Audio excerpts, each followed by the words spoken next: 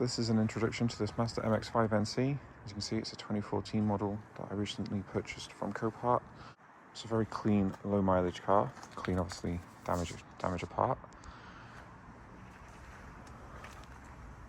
Looks like it's been very well cared for by its previous owner.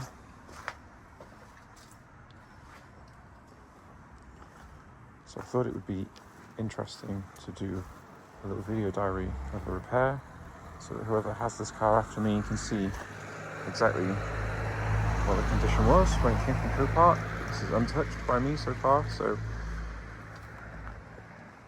we can see that the bumper has had a bit of a whack, as has this wing here, and we can see some cables that run to the fog lights and to the crash sensors has perhaps been torn out. So this is a category N car, non-structural damage, which means when it was assessed they've deemed the damage to be superficial, and looking at it so far I'm inclined to agree. This is the power retractable hardtop model, so metal folding roof, kind of giving that coupe look and soft top capability. We move to the inside. As this was the later model, it's got heated seats, 6-speed manual gearbox. It's got the latest styling, so built-in sat nav, the later door cards, and if we turn the ignition on, we can see 27,800 miles. Obviously in the crash, airbags didn't deploy, and the pedestrian protection system that flips the front of the bonnet up in the event of a crash also didn't deploy. So in terms of repairs, we're looking at replacing the front bumper and replacing or repairing, I suspect replacing, this front wing.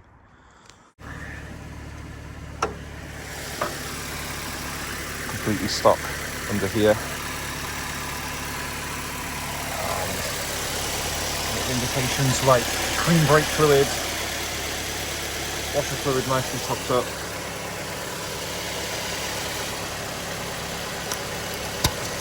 coolant tank with the correct specification of coolant in, looking nice and clean, although it's difficult to see from this angle, but we can just see the line there. Actually looks like it needs a little top up, so that'll be one of the jobs we do as we check the car over.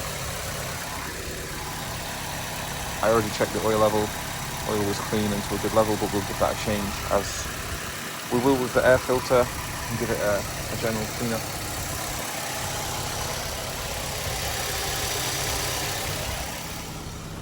So that's the introduction to the car, and we'll film everything as we start to peel back the crash damage parts and have a look underneath, and then we'll go through the process of a few little jobs that all Mazdas should have done. So one of the things we'll do is we'll replace these seals underneath here and sealant in the clips that are underneath, and we'll also clean out the roof drains as well, because anyone who knows anything about these cars knows if you allow the roof drains to block up, then that's how water either ends up in the car or trapped in places you don't want water to be trapped. We'll also go over all of the service items, and we'll make sure all the brakes and everything again. We'll finally, even though it doesn't need one, we'll take it for an MOT, so it gets brand new MOT and a full check over. So we're just going to give the power retractable hardtop its first test, make sure the mechanism and everything is working just as we'd expect. This really is one of the great things about the hardtop MX5 NC, the ability to have those great coupe looks and a little bit of extra weather protection, but then in just a few seconds drop the roof down. As we can see, everything is working absolutely great, so nothing else to do here. So the first job up on this car is going to be to remove the front bumper. So in order to do that, we're going to jack the car up, we're going to remove both front wheels. Then it's simply a case of undoing the 2 bolts that hold the bumper to the wing on either corner, although I suspect on this side they might have been ripped out, so that won't be such an issue. Then there's a bunch of bolts along the front of here, so we can see those, they run along the front to some 10 mils. We'll take those out, and then where the under tray joins the front lip of the bumper, we'll pull those out. And then we'll be able to have a look at the damage, if any, that exists behind the bumper. So that's the car up on axle stands. I like to use the subframe because MX5 sills not the greatest for using for jacking up, so block of wood on the jack, spread the weight out, use the subframe to support it. So this is the driver's side of the car, so the side that doesn't have any of the damage, so all of the plastics in original condition. On stock Bilstein dampers, which were standard fit on this limited edition model. All the bushes in the arms look pretty good, as you'd expect from a car that's done so little mileage. You've got the usual surface rust on the MX5 subframe, but nothing to worry about too much. And then if we go and have a look around the other side that has the damage, you can start to see some of the challenges ahead of us. So actually, surface rust is actually much less on this side, but as we move around to the front, we can see that we've lost the front splash guard across the bottom, so we'll have to find one of those. And we seem to have lost the plug to whatever this wire does. Now, I'm not sure if this is a front crash sensor or if it's actually the plugs that go to the horn. We'll work that out once we find something that isn't plugged in when the bumper comes off. We can see though that the fog lights and everything look in one piece, and the plug on the end of them looks good. And the first crash sensor, which we can see here, still has its wiring loom plugged into it, so that's making me think that probably isn't a crash sensor. And as we start to look at the actual crash bar across the front of the car, everything's still looking nice and straight, which is to be expected for a car that's a Category N non-structural damage. And as I start to look at the headlight from underneath, so far so good, no damage to any of those. So we'll continue getting the front bumper off. If we look at the mounting points on this side, we can see in there, which is really hard to film, but you can see that the bolts are still in, so that side will need unbolting still. And then back on the passenger side, we'll need this level of access, so we'll need to take out the first few clips just to peel this back and get in there to remove those bolts. So that's what we'll do next. So you can see here we've just removed a few clips. I like to use trim removal tool, get them out, saves breaking them. They come out in one piece so they can be reused, and that will allow us to just peel this back just enough to get to the two bolts up the top there. There we go, there's one there. So I like to use the 10mm ratchet spanner, just get in there, get those bolts out, do the same both sides. So that's the two nuts out of this side, so we leave them down there so they can go back in afterwards. Now on this side, I've got a feeling that underneath this tape we're going to find that the bumper's actually broken. So if we pull this tape off, pop that down there for now. Yeah, we can see here, look, that the bumper's not actually attached to the plastics underneath it anymore. It's completely come off, so the bolts holding this to the wing will take off afterwards. So the next thing we're going to do is just take all these 10mm out across the top here. It should come out nice and easy. There we go. So we'll pop these off.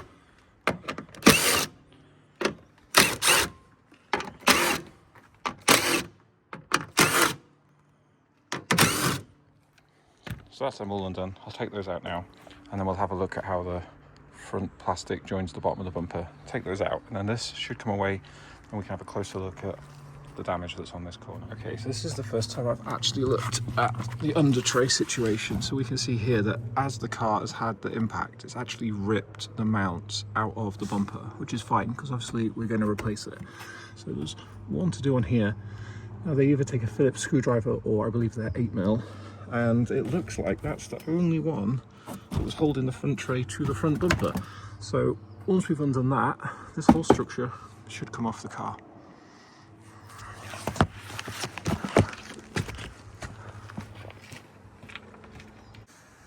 So the last thing we're going to do now, we've got the bolts out of the wing here. It's broken on that side. The under tray is no longer attached across the front.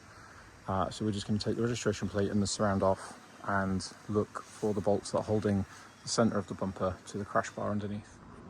So as is typical of the Welsh weather, we've started raining, and in the end I did remove the wing bolts from the other side of the car.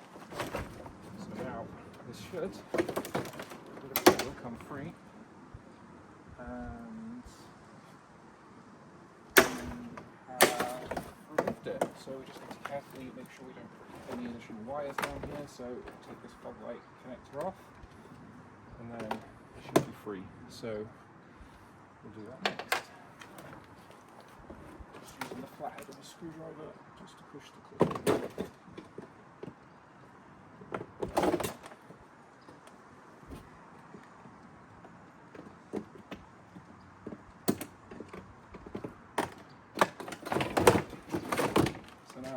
The damaged bumper off.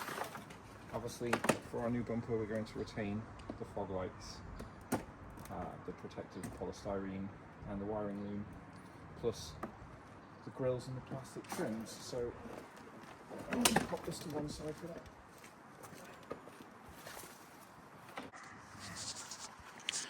So we'll bring you in for a closer look now that the bumper has been removed. And we didn't need to undo these bolts to remove the bumper because, as you can see, that had broken off. But the most important thing is we've got no damage to the crash bar, not even to the plastic bottom part of the crash bar or its supports. The next thing that we're really interested in is the headlight. So first headlight mounting here, we can see that's probably never been off in its life. Top bolt, we could already see that before we took the bumper off, and that was good. And the final headlight mounting position here, we can see that's good. So, as I was expecting, really, no major damage. The under tray, apart from this end clip here, and I mean, these under trays are famous for getting broken anyway, just for normal maintenance and removing them, so not too worried about that. We can always make another hole and reattach it that way. The rest look good. They just need the bolts removing before they rejoin the bumper once the new bumper goes on. And then, obviously back here, you can see that everything's looking good. This little support bracket here looks like it's had a little tweak, but they're really flimsy and you can bend them by hand, so we're not too worried about that. Yeah, that will be absolutely fine as it is. Yeah, so everything else looking really good. Under tray, good. So the next step really is to start to remove the wing. The steps for removing the wing are relatively simple. It's held on by bolts across the top. One that's accessible once the door's open, and then the annoying ones are the ones at the bottom because you have to pop the side skirt off, and inevitably the plastic clips holding the side skirt on will break, so they'll need to be replaced before they go back on, unless we get super lucky. So the rest of these arch line tabs out that are joined to the wing, just so the wing can come away, and then we'll pop that off and have a look behind it. So just coming back to this wiring, so this is the loom that connects the crash sensors in the front bumper into the car loom, and this is the fog light on the passenger side of the car. So the pins are actually in perfect condition, and so the wires. It's actually just ripped the plug off. So we'll find out what type of plug that is, and it should just be a case of pushing the pins back in and then reattaching to the fog light when refitted. So quite a good outcome on that, really. It doesn't look like it's going to be a major hassle to fix. Okay, so we've got the 10 mils off the top of the wing. We've got the headlight bracket undone from the wing.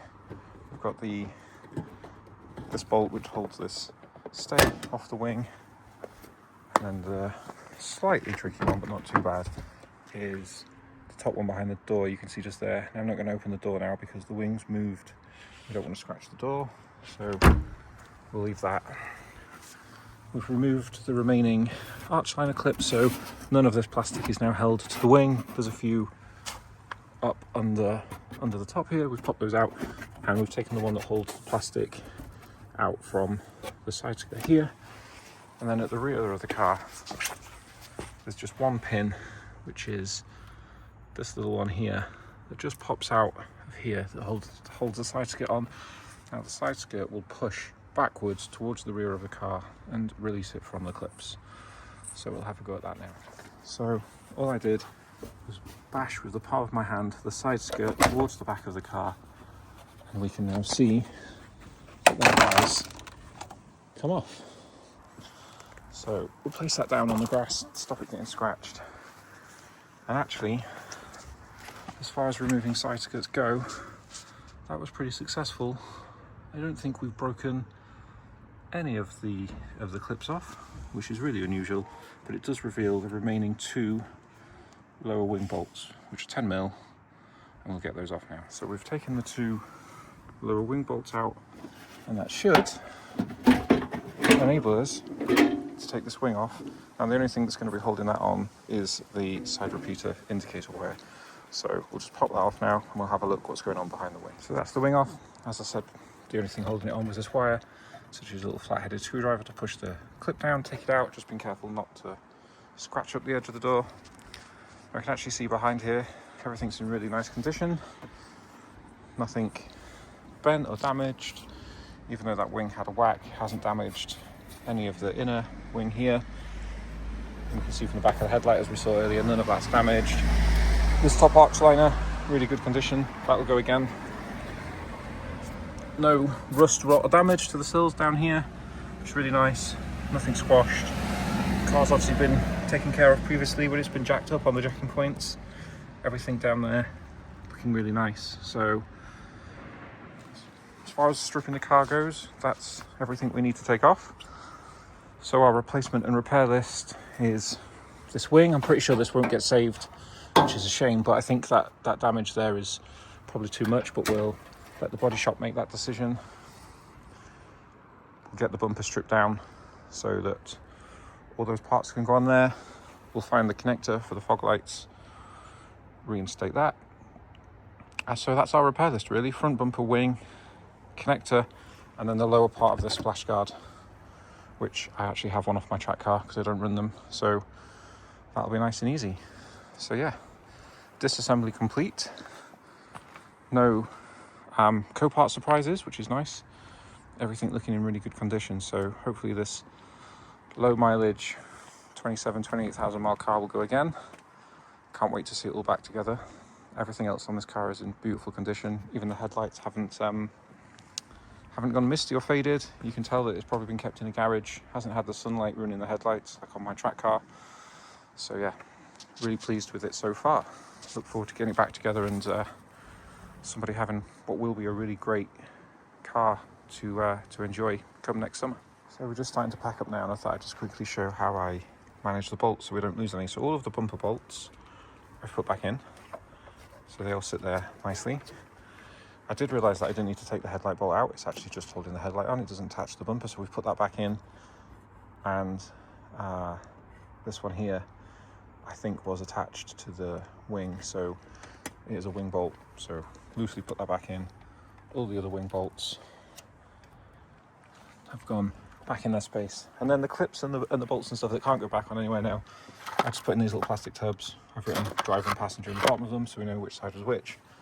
And the nuts and bolts are fairly self-explanatory, so the plastic clips are all the same apart from the passenger side are different, but we've got one under tray bolt because the rest are still in there. The bolt and the 2 nuts for the wing on the driver's side. And on this side, you've got the rear pin for the side skirt. That's quite unique, so that goes at the back. And then the one at the front that holds it on is the only one that's got the Phillips head in. The rest are all the same push clip. So that's it really, not too much taken off in the grand scheme of things. And then I'll just keep these inside the car in the footwell so they don't get lost.